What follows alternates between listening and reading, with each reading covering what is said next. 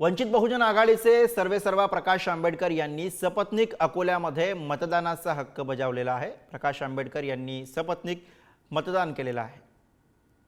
वंचित बहुजन आघाडीचे सर्वेसर्वा प्रकाश आंबेडकर यांनी मतदानात हक्क बजावला आहे। आपल्यासोबत बोलण्यासाठी प्रकाश आंबेडकर आहेत। सर, काय स्थिती राहील राज्याची निवडणूक संदर्भात? जे दोन राष्ट्रीय पक्ष आहेत, काँग्रेस आणि भारतीय जनता पक्ष, यांचा या निवडणुकीमध्ये बोलबाला संपलेला असेल असं मी त्या ठिकाणी मानतो।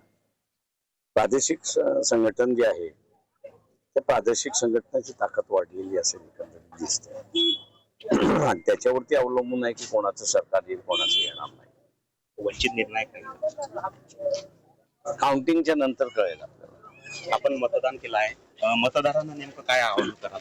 मी असं मतदानांना एवढंच म्हणा की ज्या विचारधारेला आपण मानताय त्या विचारधारेला आपण मतदान करा, जेणेकरून 5 वर्ष ते खरेदी आमदारांची झाली, खरेदी फरोश झाली आणि बिना तत्वाचं राजकारण झालं, त्याला असणारा आळा बसेल।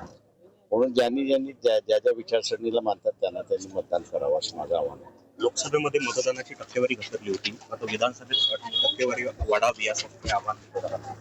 ते मला वाटतं लोकसभेमध्ये टक्केवारी बरी होती, कमी नव्हती। थँक्यू। हे होते प्रकाश आंबेडकर। जय गावंडे, पुढारी न्यूज अकोला।